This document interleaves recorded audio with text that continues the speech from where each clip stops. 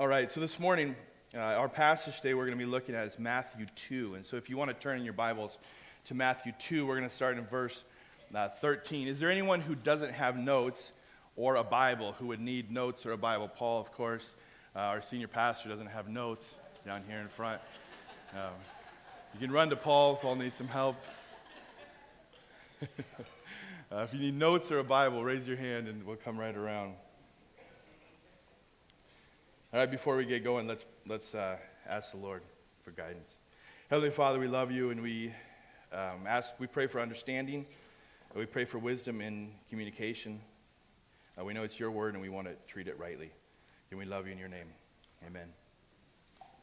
Well, my wife and I, we raised our kids on a remote island, the one we mentioned earlier, called Baranguna, and we raised our kids there. And that's a real easy sentence to say, like it just flows right out of my mouth. We raised our kids on Baranguna.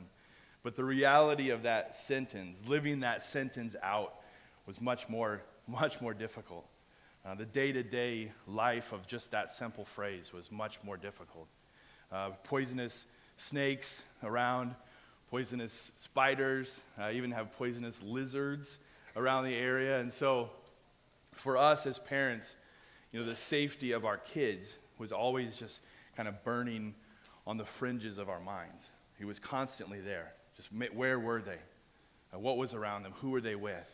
Just this thing that was always just kind of simmering there on the fringes of our minds.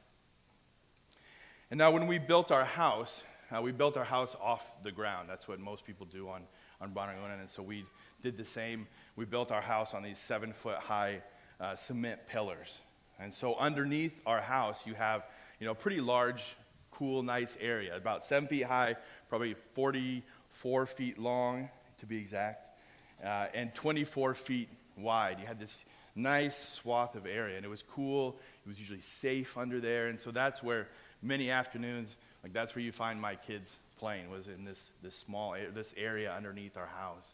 And we even had a little porch swing that they would swing on, and they just loved being in that cool, safe area. It's also where I put my office, and so I cornered in a few of those cement pillars, and I made a little office area there. And one day, as I'm in my office, and I'm studying language, I hear this shriek. And as I turn to look, the door is over here, and as I turn to look, I see the back end of this 12-foot king cobra come slithering by the door. And so I didn't scream. I screamed in my head, but I didn't scream out loud. And as I go out the door, and I see that I'm in a predicament here. I'm in a problem. I have a problem. Not just the snake, right? We can deal with that. But the snake is actually between, if we were on the stage here, and my kids are at that end of the stage, the snake is between me and my kids. Right? And so it's a problem, right? A problem.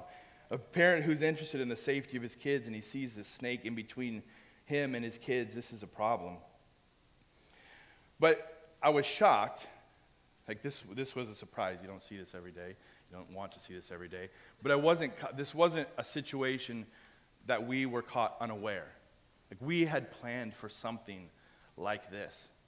You see, when we raised our kids, even now, we raise our kids that when we say something, you obey my voice right away. You don't ask questions. You don't get a comment. It's not a barter system. You don't get to kind of change the plan. There's no plan B or C that we discuss before you obey. When you hear my voice, you obey it. You can ask questions later after you've obeyed, but you obey first. And so what I like to think was this calm voice, which may not have been, but I walked out and I said, kids, get upstairs. And they did. They got off the swing and they went around and they went upstairs.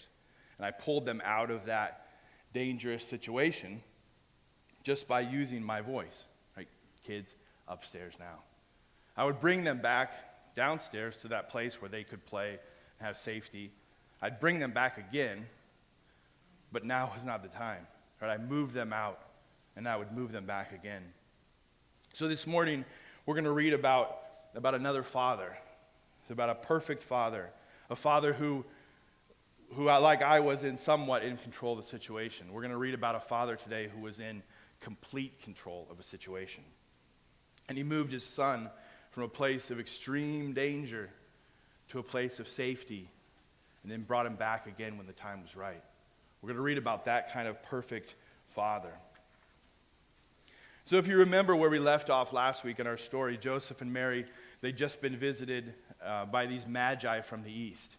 Right, these kings, these wise men from the east, these scholars who had traveled all the way from Babylonia to see the king of the Jews, right, to see this infant king of the Jews. And Joseph, in my mind, he's thinking that, now we've reached, this is the way it should be, right? God's Messiah, the one who would to save the world. Like, this is the way. Kings, wise men, visiting with gifts, this is the way that it should be. Life probably was becoming normal for them as they settled there in that town of Bethlehem, the small town, peaceful. Joseph had his profession. They had their child. They had gifts from these kings. So life must have slowly just kind of settled for them. And they thought, okay, we breathe deep. We can do this. And then Joseph again gets a dream. He has this dream. And so we pick up in verse 13 there of Matthew 2. Now when they had departed, behold, an angel of the Lord appeared to Joseph in a dream, and he said, Rise, take the child and his mother, and flee to Egypt, and remain there until I tell you. For Herod is about to search for the child to destroy him. And he rose, and he took the child and his mother by night, and he departed to Egypt. And he remained there until the death of Herod. This was to fulfill what the Lord had spoken by the prophet. Out of Egypt I called my son. So in my mind, as I picture this situation, as I imagine what this was like, I can see Joseph waking just in a start. Right? I can feel just that rock just hit his stomach. I remember a time on our island where they're on Baranguna, and I get this phone call. And I've told you before, there's just one little spot you can get a phone call. You can get enough signal to get a phone call on our island. So I'd put my phone there, and you get this call, and it's one of our friends in the main town who monitors contingency issues. So he monitors if there's a terrorist threat in the area. And he said, Nate, okay, don't be too freaked out right now, but we have credible sources that Abu Sayyaf, this Muslim extremist group, is like an hour around you. They're within an hour of your spot, and they're looking to take hostages. And you can imagine that right then, just this coldness just permeated my body, like a rock just hit my stomach. I remember this feeling, and that must have been what Joseph, as he woke, felt. Because this extremist group, in our case, was very serious, right? We know people that they have taken and killed.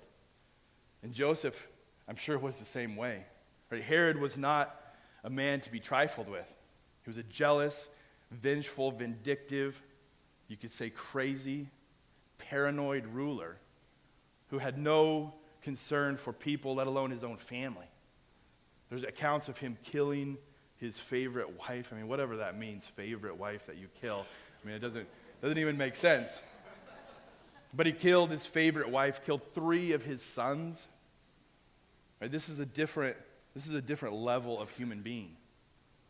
And so it's this Herod, right? This Herod that Joseph knows very well, that says is looking for not just kids or people to run into, to kill. Like, he's looking for his boy. He's looking for Jesus. So this is the situation Joseph wakes up to. And Joseph is rightly afraid, rightly fearful. And the angel relays a message, though, to Joseph in this dream from God. And he warns him of Herod's plan. And then he gives him 3 specific commands. In your notes, it says comments, but it's not comments. He gives him commands. He gives him these 3 specific commands. That Joseph is to get up, he's to flee Egypt, or he's to flee to Egypt, and he's to stay there until he's told to come back. And so God moves his son. God moves his son from Bethlehem, where it is no longer safe for him to be, and he moves him to the safety of Egypt. And Egypt at the time to put Jesus there, it was an ideal place for him to move. It was a land that had a lot of Jews there, so up to 1 million Jews, specifically in this place called Alexandria. A lot of Jews already lived there, so this was a great place as far as cultural. Maybe Joseph even had family members there, possibly people that they knew. And also, Egypt at that time was outside of the rule of Rome. So they were not controlled by anything that Rome did. Herod had no power, no jurisdiction there. And so God moves his son, he moves the Messiah to that place. But if you think about it too, there was a potential problem, right? This family who was very poor, right? We know that by their offering in the temple, right? The turtle doves. We know these were dirt poor people, didn't have a lot. How could they move, suddenly, quickly, at night or in the early morning, all this way, find lodging and food? How could they do this being so poor? What do you think? How did they do it? You can talk. We'll be all right this morning. How do you think they had the resources to do this? What had God done? Who had he brought to them before this? Right? In an orderly fashion, in time. He brought the Magi, the wise men, right? And what did they give him? Riches. So this father who's in complete control, not catching him off guard, this was in the plans. There's no evil man, no king, no ruler that's going to thwart this Messiah coming to the earth to die at the right time, in the right way, in the right place. God's in complete control, knowing these things would happen, providing ahead of time, bringing these wise men into their lives. And so God intervenes in human history, and he moves his son from a place of danger to a place of safety. Let's pick up in verse 16. Then Herod, when he saw that he had been tricked by the wise men, he became furious. And he sent and he killed all the male children in Bethlehem and in all that region who were 2 years old or under, according to the time that had been ascertained from the wise men. This was to fulfill what was spoken by the prophet Jeremiah. A voice was heard in Ramah, weeping and loud lamentation, Rachel weeping for her children. She refused to be comforted because they are no more. So here we see Herod's reaction to the wise men is true to his character as well. Right? Doesn't seem to be too concerned when the wise men come and they tell him the news of this infant king. But when he is tricked, when he realizes he's been duped, what does he do? He becomes furious. Right? He wasn't so concerned at first about this infant king. He heard the rumors. But when the wise men come and he realized these foreigners had tricked him, that he'd been duped, he'd been manipulated, Herod becomes furious. And so all the strength of his army, his military might just pours down upon that town of Bethlehem, pours down upon these innocent 2 years and under babies, affecting the lives of these women and mothers and fathers. But no heinous, no devilish plan could end the life of the Messiah. No scheme, no Herod, no insanity from Herod. Nothing could end this plan that was in place from the beginning of time. Because Jesus has already been moved. Right? He's gone. Herod could wail and he could do anything he wanted, but Jesus was already gone. The Father had already moved his Son to a safe spot. Let's continue in verse 19. But when Herod died, behold, an angel of the Lord appeared in a dream to Joseph in Egypt, saying, Rise, take the child and his mother, and go to the land of Israel, for those who sought the child's life are dead. And he rose, and he took the child and his mother, and he went to the land of Israel. But when he heard that Archelaus was reigning over Judea in place of his father Herod, he was afraid to go there. And being warned in a dream, he withdrew to the district of Galilee. And he went and he lived in a city called Nazareth, so that what was spoken by the prophets might be fulfilled, that he would be called a Nazarene. So once again, Joseph's visited in a dream by an angel. right? But this time, the news isn't horrific. The news isn't terrible. The news is actually good. And he says, Joseph, Herod's dead. You can come back now. You can return. And so Joseph, true to his character, as we've seen so far, he quickly obeys.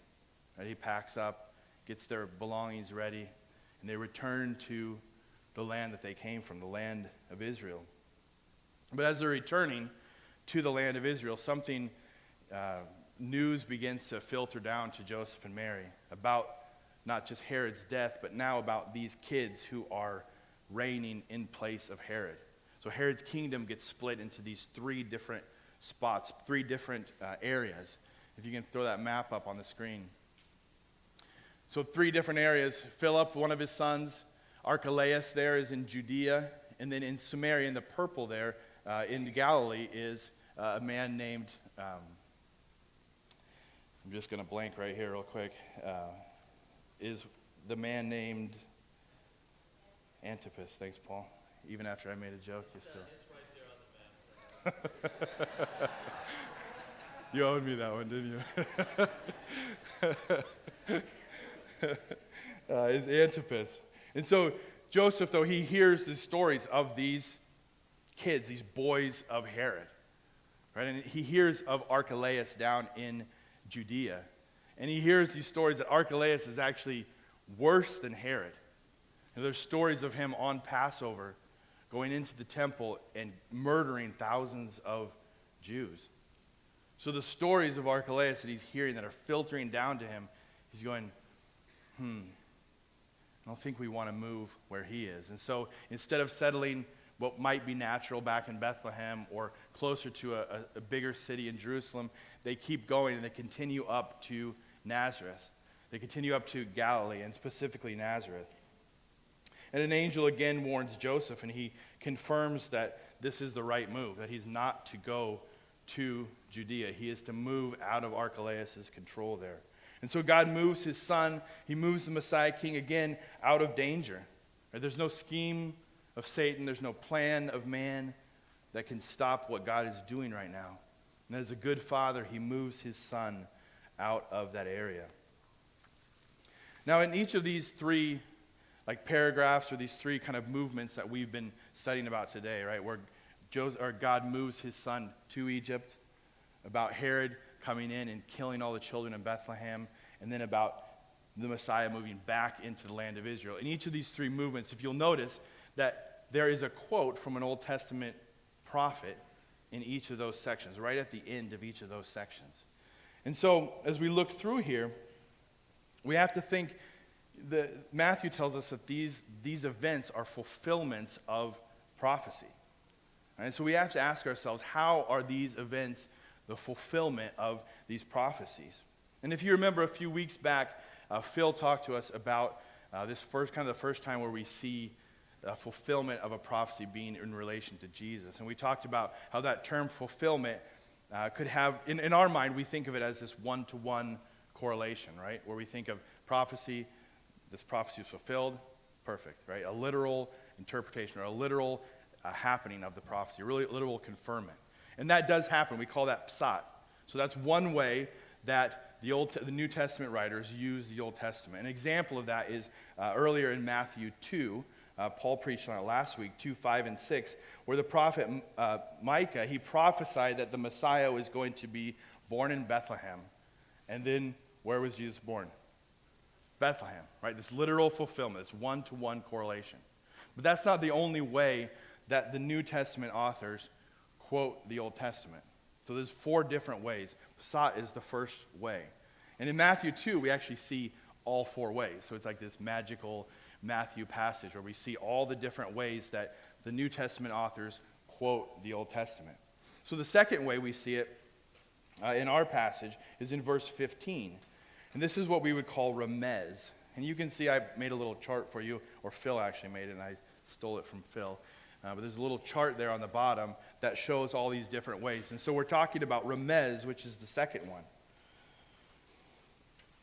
And the example is found in verse 15, where Matthew quotes the prophet saying, "This was to fulfill what the Lord had spoken by the prophet Out of Israel I called my son. And so here Matthew is quoting the prophet Hosea. And Hosea, when he's writing in Hosea 11:1, he's not necessarily prophesying. He's actually recording this poem that God is writing, or God is speaking out to him about Israel. And in that poem, God calls Israel his son. And that Israel his son, so he refers the nation of Israel, God refers to them as his son. And out of Israel, he called his son. So what is he speaking about? This whole poem he's speaking about is as he called them out of the land of Egypt, right? With the plagues, and by his hand he pulled them out of the land. He called them out of the land. So God called his son out of Egypt back into the promised land. So this is called Remez, and this is this historical event. So if we read the prophet there, we read Hosea, it says, when Israel was a child, I loved him, and out of Israel I called my son. So how is Jesus going down to Egypt and then being called out of Egypt a fulfillment of this passage? All right, this is the example of Remez. So there's a type and an antitype, or there's a type and then there's the ultimate expression of that type. So the type is the nation of Israel being in slavery in Egypt, and God calling his son, so who he refers to them as his son, out of the land of Egypt. So going into Egypt, coming out, that's the type. And the ultimate fulfillment of that, like the biggest picture of that, is God calling his son, his only son, the messianic king of the Jews, the Messiah, the perfect son, calling him out of the land of Egypt and in back to the land of Israel. So that is this type, antitype, that is the ultimate fulfillment of the picture that Malachi presents there. So we call that Remez. And then if you move down to verse 17 and 18, another example of this one called Drash. And Matthew quotes the prophet Jeremiah. It's Jeremiah 31:15. And he says, then was fulfilled what was spoken by the prophet Jeremiah. A voice was heard in Ramah, weeping and loud lamentation, Rachel weeping for her children. She refuses to be comforted because they are no more. So drash means an explanation. So it's taking one point of similarity between these two events, and the writer Matthew, he is applying what one point happened in this prophecy that Jeremiah is talking about to his current situation that day. So applying a point of similarity between these two events. So we have to ask ourselves the question, okay, how is he doing it here? How is he doing it here? So the context of Jeremiah is prophesying about this actual event that would occur. He's prophesying about Israel going into and being defeated by Babylon. So at that time, they're on the verge of doom. Babylon is about ready to come in, and they're about to ransack the city and take captives back to Babylon. So they're on this is going to happen. And then, sure enough, as Jeremiah prophesies, they come in, and in these different waves, they begin to bring captives from the land of Israel back to Babylon. And this first wave is the boys, the young men, who now they take and they chain up and they take them back into Babylon, never to ever return to their homeland again. And so these boys, as they leave the nation of Israel, they leave the land of Israel, they pass by this city called Ramah. And there at Ramah, they exit the land. And Ramah happenstance to be very close to Bethlehem. And it's actually the place of the burial of Rachel, which is Jacob's, or the patriarch's wife. And Rachel is actually the picture, or she's what stands for motherhood in Jewish culture. And so the picture here we see is these boys being taken away, never to be seen again by their families, leaving the land and walking by, and their mothers and the women of Israel, they come out as these boys are paraded by, and they just weep uncontrollable weeping. It cannot be consoled. You can imagine. It cannot be consoled because their boys, the strength of their land, the ones that they love, are leaving, and they will never, ever see them again. So you can see the point of comparison there, right? That in Bethlehem, very near Ramah, here's another situation, right? In Matthew's day that he's drawing that comparison to. That here are these boys of Bethlehem. Herod comes through and kills them off. So mothers again, mothers of Ramah, going out and weeping uncontrollably because they will never, ever see these boys again. Right? In the land, back when in Jeremiah's time, they weren't dead, but they were as if they were dead to them because they would never see them again. But in the time of Matthew, that these boys were dead. They would never be held by their moms again. And so they weep uncontrollably. And the last one there, if you look in verse 23, Matthew speaks, and he says that Jesus growing up in Nazareth was a fulfillment of what the prophets, right, not one prophet, but what the plural prophets had spoken. And he went out and he lived in a city called Nazareth, so that what was spoken by the prophets might be fulfilled, that he would be called a Nazarene. But here's the problem with this one. Some of you may be scratching your heads. Here's the problem.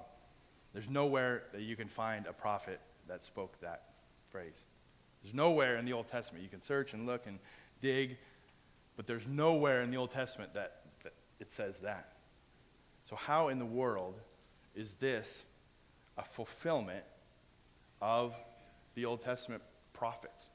How is it a fulfillment? So Matthew, the way he's using this here is called sod.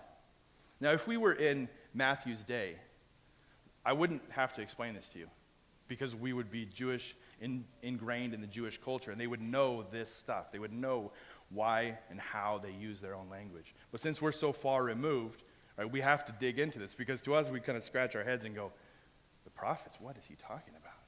But if we were first century Jewish people, we would understand exactly what Matthew was doing. So Matthew uses this device called sod, and it's a summation. So it doesn't actually contain a quote of the Old Testament scriptures, but it summarizes. So instead of directly quoting the Old Testament, Matthew is summarizing what the prophets spoke about Jesus. So he's summarizing these. He's putting them all together. So how is Jesus being a Nazarene a summation, a summary of the prophets? Well, if we look at the time that Nazarenes were from this region of Galilee, and they were specifically from the city of Nazareth. And in the first century, Nazarenes were people who were despised, people who were rejected, who were looked down upon for multiple reasons. But among all of Israel, those people from the region of Galilee, and even more specifically from Nazareth, were people that were despised. They were rejected. One of the reasons is, they felt that they were just out for money. They were traitors to the nation of Israel. There was a Roman garrison built in Nazareth.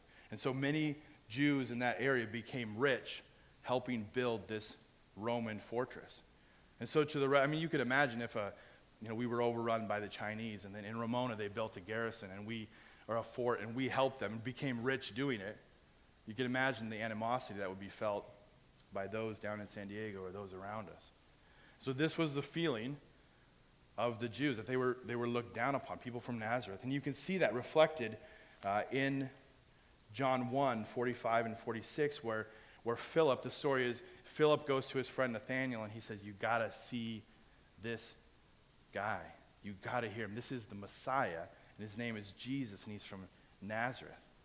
And then Nathanael's response to him, and you can see it there on the screen, is, can anything good come from Nazareth? Right? That's what triggers him, is that the Messiah, he's from Nazareth, and Nathanael's going, are you kidding me? It's this joke. Nothing good can come from Nazareth. And so the summation of the prophets, how it's fulfilled, is that Jesus would be despised that was prophesied. And we can see that in these two, there's multiple places we can see it, but we'll look at these two spots. Isaiah 53, I'll just read verses 1 through 3. This is a messianic prophecy concerning the Messiah, what he would be like. Who has believed what we have heard, and to whom has the arm of the Lord been revealed? For he grew up before him like a young plant and like a root out of dry ground. He had no form or majesty that we should look on him. Nothing in his appearance that we should desire him. He was despised. He was rejected by others, a man of suffering and acquainted with infirmity, and as one whom others hide their faces. He was despised, and we held him of no account. Psalm 22:6 says, but I'm a worm and not human, scorned by others, despised by the people. So Jesus' life, even his early life, was a fulfillment of the prophets, was a fulfillment of what was said about him in the Old Testament, even in his young infancy. And as I was reading this portion and just kind of turning it over in my head, I kept going back to Joseph, and I kept thinking, in his mind, it must have seemed like such chaos. Like it must have seemed like this is plan Z, and now we're out of plans. And he went from having a dream about this woman he was betrothed to, and he thought she was impregnated by somebody else. And then an angel comes to him and tells him, no, it's from the Holy Spirit. And he must be like, what? And then he takes his wife on this donkey ride, and she gives birth in a cave out in the middle of nowhere. And then these shepherds, these unruly bunch of stinky shepherds show up. He must be going, what in the world is happening? And then when the Magi, or these wise men, come, and he thinks, okay, now we're smoothing out. Now Herod's after him. And he must have thought, this is out of control. And this is a theme that keeps repeating itself. Those close to Jesus, in their world, as they're living it, it seems out of control. But as we look at it and we get to see it from years and years and years perspective, we see it not that way at all. Or we see it that this is God in control. Absolutely in control. This is God moving with his voice, moving his son from danger to safety, back to a place of refuge. This isn't a father who's reacting. This is a father who is in absolute control. It is not chaos. It is control. As we think about our lives, we're living we don't have the perspective of looking at our lives like we are in Joseph's life. There's often times where we think our lives are chaos, out of control. But it's not so. That God is absolutely in control. Absolutely in control. How I was in control of my children during that dangerous situation. Right? An imperfect father, one who sins, one who doesn't always do the right thing. I'm in control of that situation. God, our Father, right, the perfect one, the one who created the world by speaking, is in absolute control, and we can trust him through that. We can absolutely trust him. So it's not chaos, but control. There's another disturbing part here that I want to wrap up in like a minute, see if we can. But I think something that we need to address is, what about the boys of Bethlehem? Right? What about the babies? Right? Moms, dads, wake up, bury. I mean, can you imagine the funerals that day? We think in the range of 30 to 50 innocent baby boys killed, murdered. Right? Moms waking up with baby clothes that are never going to be worn again. The sadness, the atrocity. Right? What happened? And was God in control? Was he able? Could he save them? And he didn't? Did he care? You got to ask the questions, and it's a fair question to ask. I think the answer is absolutely he cared. Absolutely, he could have saved him. But God was answering the issue, right? He wasn't distracted by these other issues that were kind of the result of something. He went to the heart of it, right? To the root of the problem, that problem that we've had since the garden, the separation that we have from God. And this Herod, King Herod, is the result of that, right? He is the fruit that is born from our separation from God, and God is answering, he is hitting that problem. Right? Jesus is the answer to that problem. And he cares because he became like the thing he created, came under the rule. Jesus was born under the rule of Rome. Right? He became like, he entered into that sadness. He entered into that struggle. God, who created everything, became flesh, suffered greatly, and died for us for this very reason, to solve that problem. And so he cared so much that he didn't just stand off, but God came and entered into that. But that's a Father who cares, who's solving the root of the problem. Another thing to know is that God's not okay with injustice. Right? God's not okay, and that he is just, and so he will deal with those babies, those innocent boys of Bethlehem. He will deal with them justly. And in the same way, we know that he will deal with Herod justly. That God will make things right. He is just. We don't see the end of it now. But God is just in dealing with the innocent, and he's just as just in dealing with the wicked. And we can trust him with that. As we move into our time of communion,